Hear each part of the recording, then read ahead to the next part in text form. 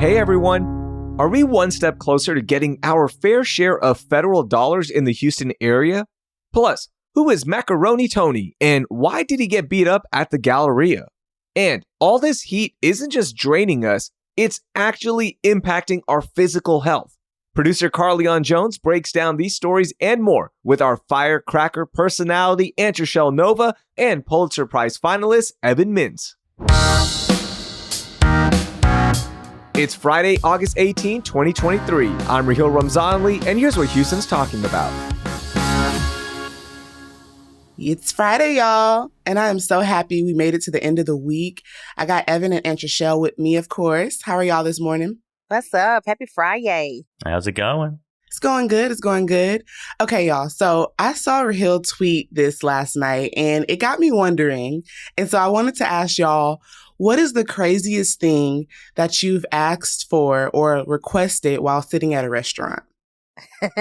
So listen, it's not crazy to me, but this is what I do every time I go to a restaurant, especially when I'm doing breakfast or brunch. I ask for coffee. That's not the crazy thing. But I always ask for sugar, and everybody points to the sugar packets on the table, and I go, no, thank you. Sugar packets. The sugar inside the packets tastes like paper. Can you please get right? So I always ask them for a bowl of granulated sugar, and they always look at me upside my head like, what? And I say, the sugar you cook with, baby.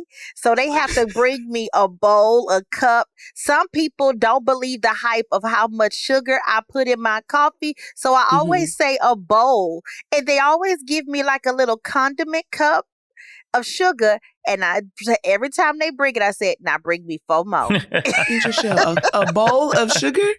Did you hear what I said? A bowl of sugar. What would you Listen, I like coffee with my sugar. You understand? Oh my gosh. Leave me alone.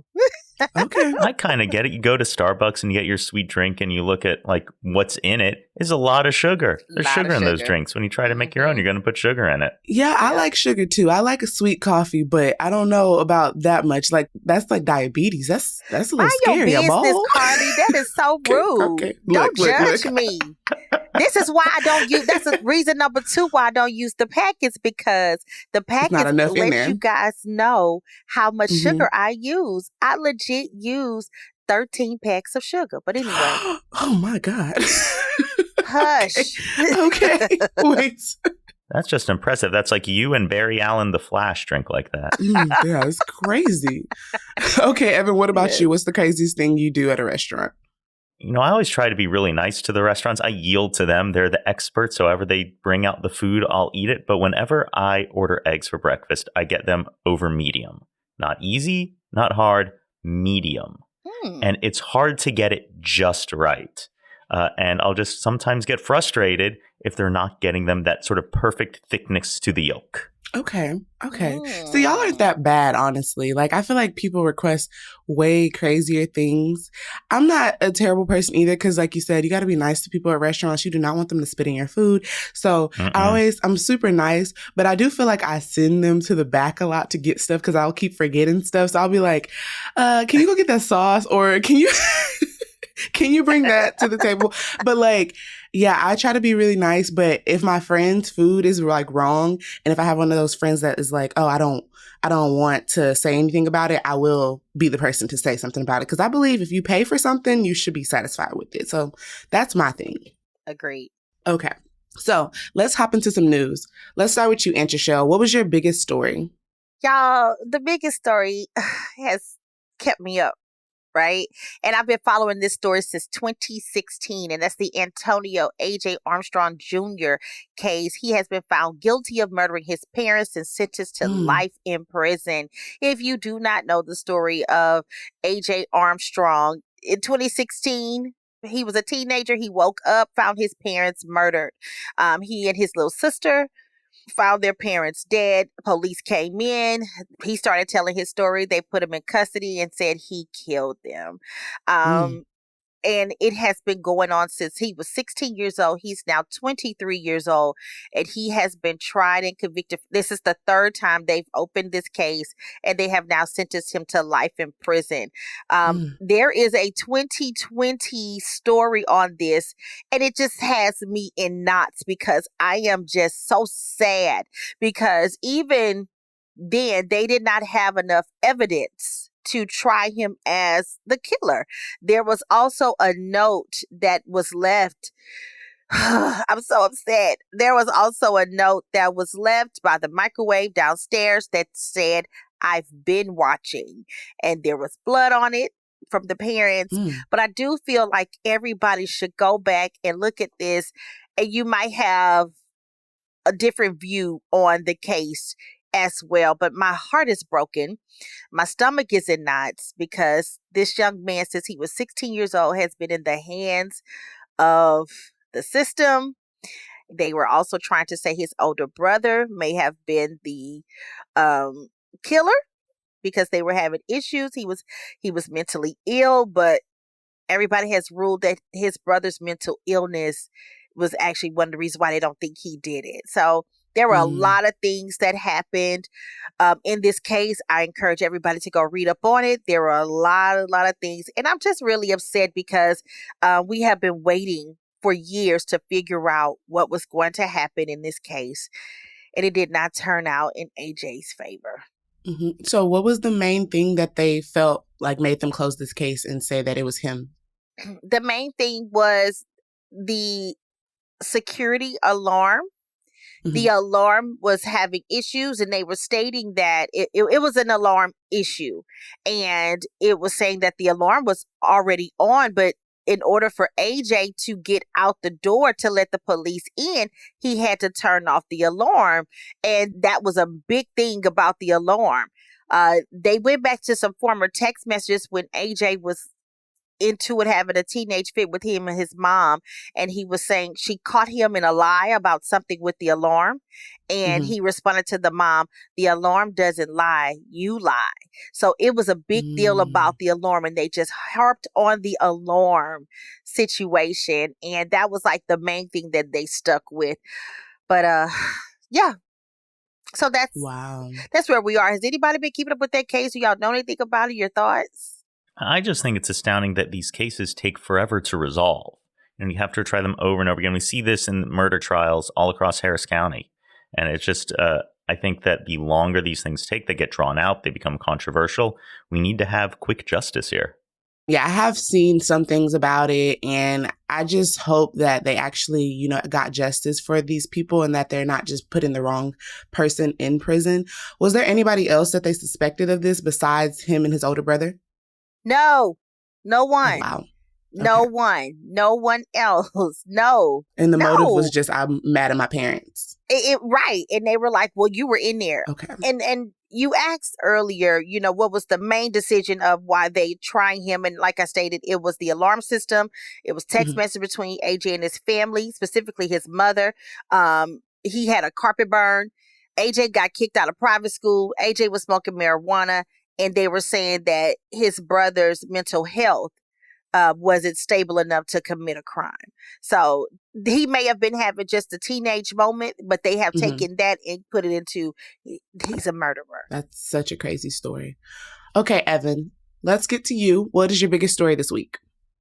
Well, I think the biggest story this week is the news that the Fair for Houston campaign has made the ballot for the November election. For those who don't know, Fair for Houston is trying to get the city of Houston to demand that the Galveston Houston Area Council reform the way it works to have proportional representation. That HGAC takes down federal dollars and distributes it to all of the local governments across the region. But just one problem, Houston isn't getting our fair share. For example, out of the nearly $500 million that they received to deal with storm mitigation, Houston got just 2%. Houston and the unincorporated Harris County have 57% of the regional population, but only 11% of the votes on the council. We are routinely getting screwed out of dollars that we deserve and need.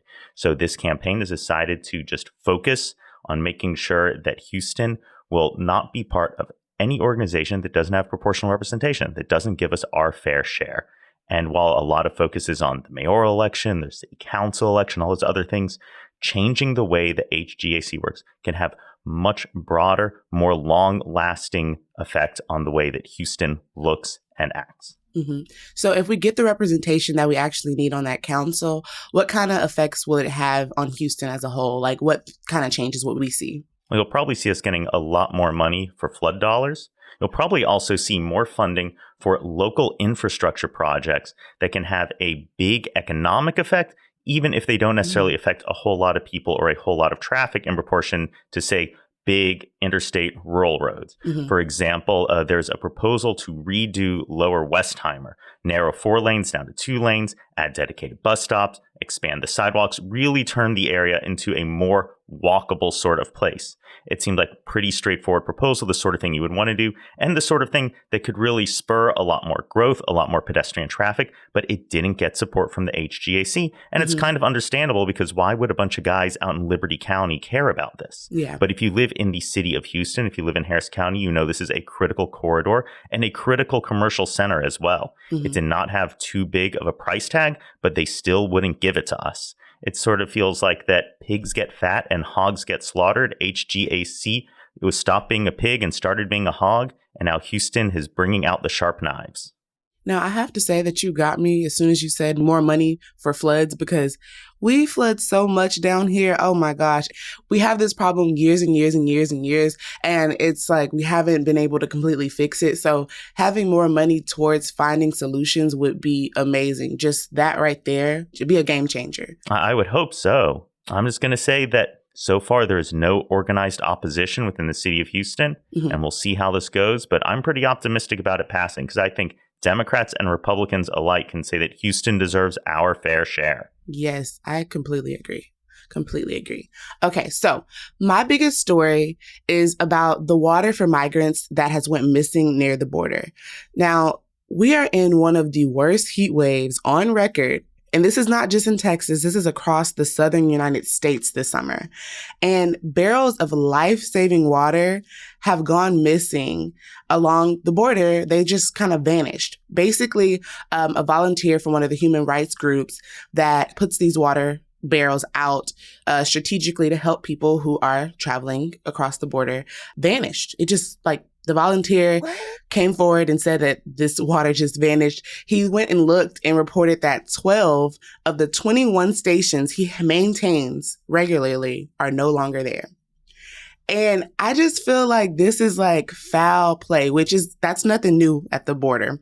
I mean, we know that it's always foul things going on down there, but it's just like at this point, they act as if these are not people. They act as if these are not lives at stake, like people that don't have families, kids that love them. Like, it's kind of scary how they're trying to be on keeping them away from a better life. It's scary and it's sad. It's really, really sad at the way that they're being treated. How does water go away? That's a life's necessity. It's a necessity. Even when they were looting in Hurricane Katrina, at least they were passing out water.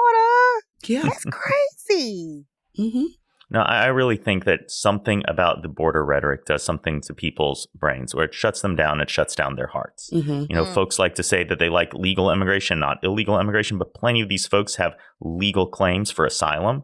I think that America really is built on this idea of people coming here from across the world. Anytime I see these pictures of folks on the border, it's families, it's women, it's children. The political rhetoric says that this is an invasion. What are we being invaded by? And I think worst of all, too, is this focus on these cruel tactics distract from the actual policies that we would need to go after cartels, to stop the flow of drugs, to build a safer border.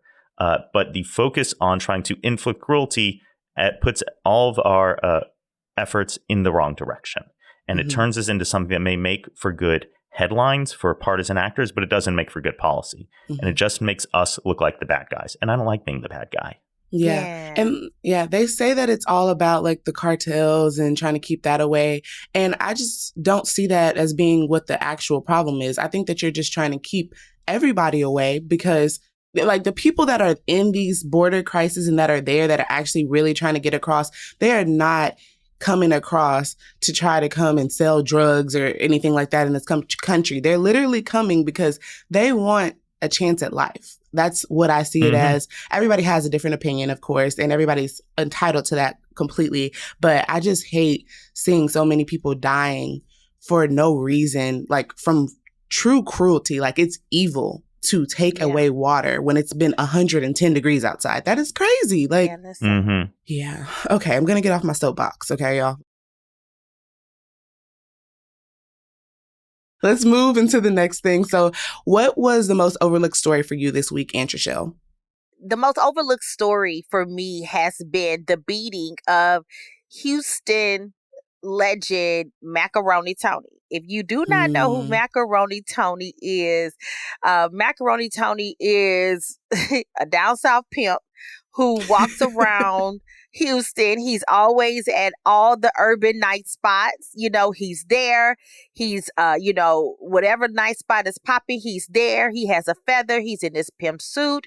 He has his pimp cup, and he's just there. Macaroni Tony is old, so he has grown with us. He doesn't bother anybody, but he was beaten last week at the Galleria, and it was on tape, and it has gone viral.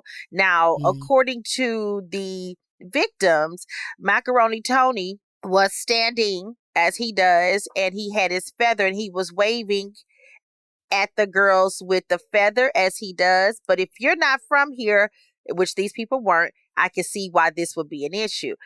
He was waving at the girls with the feather, and the young lady and her little sister called their father and said, "There's this man over here trying to touch us with the feather." Then the story came that he was trying to touch their butt with the feather, and then it turned into he was trying to recruit the 13-year-old girl. So the story changed 3 times. But all in all, when the father caught wind, who was also in the mall, he didn't ask any questions. He attacked. He attacked Macaroni Tony, beat him profusely. And it wasn't just the father who beat him. It was the mother. It was the young 18-year-old young lady and a couple of children as well. So it was a free-for-all on Macaroni Tony. And I am irritated by this because I'm not saying that, let's just say Macaroni Tony did do this, okay? Let's say he did, and I wasn't there, so this is why I'm speaking on both sides. The punishment still doesn't fit the crime. You call the authorities. This is in public, right? You do not take matters into your own hands. You don't. Yeah. You don't take matters into your own hands. So I'm very irritated by this because I don't know how old Macaroni Tony is, but he's an old man. He did not deserve this, to be beaten in this manner. That's all. That's all I have to say about that. I feel like that I've learned something about Houston in all of this reporting. I did not know about Macaroni Tony until this report, until this news. It's a little slice of Houston that I was unaware of. And I'm just kind of, it's not a happy story, but I'm glad I've learned something. I think, there's 2 sides to it, too. One is that resorting to violence in public is never a good idea. You got to leave that to the authorities. Maybe you want to defend yourself or something, but no. Right. I'll say this, like with Macaroni Tony, I've seen him out so many times. And one thing I always wonder is like, how does he have so many suits? Because when I tell you, I've never seen him repeat a suit in my life. Like it's always, it could be a purple one, it could be white, it could be yellow, it could be whatever. But he always has a feather match. And he doesn't really talk much to people. He kind of just walks around. He doesn't talk. Yeah, and swings the feather around, and he might like come near you a little bit, but I've never seen him just like do anything disrespectful to people. So ever. I mean, like you said, we weren't there, so we don't know exactly what happened. But I mean, like, I don't know. I've never seen him disrespect anybody. So I'm sad that an old man got beat up. Probably because of a misunderstanding, honestly, A misunderstanding and something that part of the culture that they are not used to, that people are not used to, right? With the age of social media, he is now a legend. He has an Instagram account now. He's able to make money off of, who he has been all of these years. I remember Macaroni Tony from my prom in 1999. Oh, really? With the feather, Wow. He's been doing this for years. years. He been doing this for a long, long time. Okay. That's funny. But so to see this, that's not, it's sad. I'm sad about it. I'm sad. They definitely took it far. Okay, Evan, what about you? What was your overlooked story this week? Oh, my overlooked story was the redistricting trial happening in Galveston. For those who don't know, the case Petaway versus Galveston County dates back to the 2021 redistricting plan, which would discriminate against the county's Black and Latino voters. Black and Latinos are nearly 40% of the county's total population, and under the status quo, they have one seat in Commissioner's Court, following what's required by the Voting Rights Act. However, the Supreme Court has weakened that severely, and changes that used to require pre-clearance from the federal government now can be done, and you have to sue afterwards. And Commissioner's Court voted to enact a redistricting plan that would crack up the Black and Latino voters, spread them across all 4 precincts, and dilute their voting power. For the last 40 years, anything like this was basically impossible to do without thumbs up from the Department of Justice. But now we're seeing it happen all across the country. It is depressing, but I'm glad that we're having trials over it, and hopefully we'll get a good answer. I hope that we get an answer too, because it's like representation. People have to understand representation is so important for everyone. Like it is so important to have somebody to be a voice for you. So I'm glad that they're finally doing something about this and getting it to trial so that we can maybe see a difference sometime soon.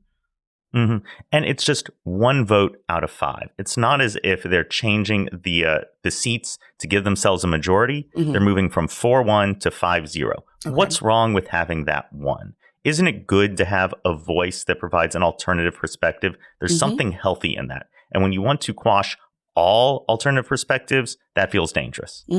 It reminds me, this is completely like different, but it reminds me of, I don't know if y'all remember, like maybe a couple years ago, there was a kid, a Black kid, they put him in like a monkey shirt. And it was, it was a really popular, H&M. H&M. Okay. H&M did this. And I felt like that was something that happened because they didn't have the right people in those seats to tell them that this is inappropriate. And so that's why having representation on board for any position, like outside of government also, but any position is important. So you can have people to be like, yeah, this is not okay. You're going to get backlash from this. This is not okay. Okay. So we're going to get into my most overlooked story, which also has to do with the heat again. But this time it's about the heat waves causing people to have elevated risk of heart attacks. Yeah, this is scary, y'all. So the Crown did a story featuring a man named John Longoria, who was experiencing a heart attack that they believe was from him mowing his lawn that morning. That's crazy. He mowed his lawn for about 30 minutes and then had to be taken. Well, he took himself to the hospital because he was having a heart attack. Now, this is not something that's uncommon. The high temperatures are endangering a lot of people, but it's especially bad for older people who have underlying cardiovascular disease. It's getting super scary because the rate of heart-related emergency room visits has surpassed 1,000 during the first week of August, okay? The first week. And this is according to the CDC. On top of that, this is double the rate that was in the same time frame in 2022 and more than triple the rate that was in 2019. That is crazy, y'all. Like, that is showing you how hot it is and how it's actually affecting people because, you know, we're normally just like, oh, we're drained. You want to go in the house. Like, it's too hot. But no, this is way worse than what we're thinking. And it's scary. You hear about snowstorms causing heart attacks. You see these spike in heart attacks around snowstorms because people go outside, they start shoveling snow. They're not used to the rigorous activity. Their bodies can't take it. But this idea of heart attacks around hot weather is something new. I have never heard of this before. And this may be the future we are headed for. It's crazy. You guys, I'm scared because I took my baby to Chipotle and we just got out the car. We were drenched. It was 108 degrees. 108 degrees. So just imagine if I'm having a hard time going to Chipotle, cutting the grass in 100. Come on, y'all. We got to stay in the house. We don't need to be outside no more. Outside is closed. Let's just close outside till this heat go down, okay? Yeah, because they're saying that we were likely to not see much of a difference for the next few weeks. It's still probably going to be super hot, as we know, because it's Texas. And heart disease has contributed to 6 out of the 10 heat-related deaths in Harris County. And they said this is likely an undercount. So just watch out, pay attention to what you're doing, and make sure that you're drinking plenty of cold water and staying out the heat as much as possible. Please, please. Okay, let's get into some joy, y'all. What do you have going on, Antrechelle, that is bringing you joy? I can't put it like this. This is a moment of joy, but I can't be happy because I'm sad. I'm happy, but I'm sad. It's bittersweet. My darling, only begotten son, Axum Nova, is turning 5 years old, and I can't take it. I can't. This is good news, Antrechelle. Whatever. You good. Wait till you don't listen. They tell you all the time they grow up fast, right? But I am so sad because I feel like I was robbed as a mother. I was given a genius child who was speaking sign language at 2 hours old. This is not an exaggeration because I was like, what the hell is he doing? And he was speaking sign language, saying more and more and more. And I say, how did he know to do that? Right? To fast forward to him speaking his first words at 4 months old, to 3 weeks later, him climbing out of the crib after watching Boss Baby with the babysitter, to cussing us out at 13 months old, to, reading on a 3rd grade level at 2 years old. I did not get a baby, and now he's 5 and he's going to kindergarten, and I am in shambles, ladies and gentlemen. I am in shambles, and I feel like I need to have another baby, but what I'm going to do with this genius boy, right?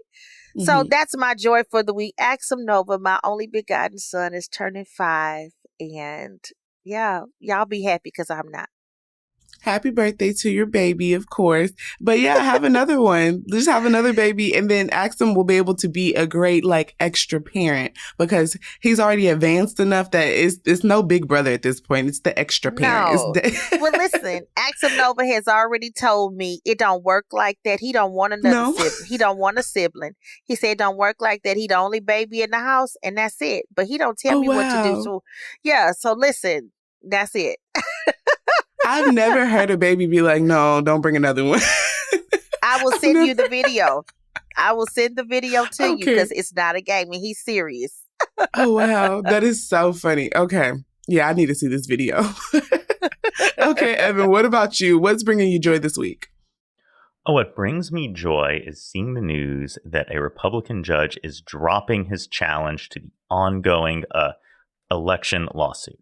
I just have to say, it brings me joy, a smile to my face, to see a little sanity in the moment. Dan Spute, who lost his race in 2022 by more than 24,000 votes, has said that he no longer desires to continue his lawsuit against the election. And thank God. We have just wrapped up the first trial, which was basically someone getting up on the stand, making some crazy claims about false votes or untrackable votes, and then the representative from the county getting up and asking, well, are these stats reliable? And them going, well, no, not really. And I just want to see a return to normalcy. I really do. Republicans lost. They can try to win again next time, but I don't think that Alexandra Mueller's constant, bizarre, conspiratorial claims are going to do anything to help them in that next election. It makes them look more Trumpian, not less Trumpian, which is what they would need to do to win. I'm happy to hear about this too, because, like I said, I call this the conspiracy theory of the year because they had nothing to go off of with this. So I'm happy that like you said, somebody's having some common sense and just letting it go. Just let it go. Let it go. Yeah, just let it go. You got to be a good winner in this stuff. Don't be a sore loser, okay? Yes. I see lots of Democrats lose lots of elections in my lifetime. They get mad. They bang the table. They mutter to themselves. Maybe they make some crazy claims. I think we heard some of them after 2004. But stuff happens. You lose one year, you win the next. You got to keep moving. And the way that some of these Republican candidates are so hung up on losing an election, which I think was pretty clear they were going to lose. It's a blue county. It was a good year for Democrats. Like, I just can't figure out what world they are living in. Yeah. It's just like, hey, y'all, go home to your families and have time with them and enjoy it. Like, leave it alone. So yeah. we'll Go back to your jobs, go back to your families, and just chill a little bit, and then keep your eyes on the next election cycle. And you just got to keep working at it. You got to keep your eye on the prize, not get hung up on the past. Right. Just try again. If at first you don't succeed, amen. Try again. Get back up and try again. Okay, y'all. So my moment of joy is that I'm going on vacation to Cabo San Lucas, Mexico, and I cannot wait, y'all. I'm leaving in the morning, and I'm so excited to get on vacation because, you know, if you know me, anything about Carly loves to get on a plane and go on vacation. Now, this is my first time going to like an all-inclusive resort. So I'll tell y'all how all of that goes when I get back. But I'm really excited. I'm going to be gone for like 6 days. So, ooh, can't wait to hear about it. Yeah. And I'm excited because this is like my first trip with like some girls that I've basically known since I was like a kid. Like, literally have known the birthday girl. Her name is Zaria. Shout out to you, Zaria. Since we were like 7 or 8. So this is going to be like country girls going out of the country together. And I'm excited about it, y'all. That's going to be fun. Ooh, enjoy. Thank you. Okay, y'all, this was super fun. I had a great time, some great stories. I learned a lot. So thank y'all for coming on, and I'll see y'all next week. All right, peace, everybody. Talk to y'all later. That was producer Carlignon Jones. And girl, enjoy that trip to Cabo with Antrechelle Nova and Evan Mintz. All the stories they discuss are linked in our show notes. Before we go, I just want to say thank you to every listener for giving CityCast Houston a try. If you're enjoying the show, please share it with your friends and family so we can continue to grow it. Thank you so much. That will do it for this week here on CityCast Houston. Our lead producer is Dina Kespa. Our producer is Carlignon Jones. Our newsletter editor is Brooke Lewis. And the host is me, Raheel Ramzanali. Our music is by the band All the Kimonos. We'll be back on Monday with a look at what you need to do right now with your home insurance before hurricane season really gets going. Thank you for listening, and I hope you learned something new.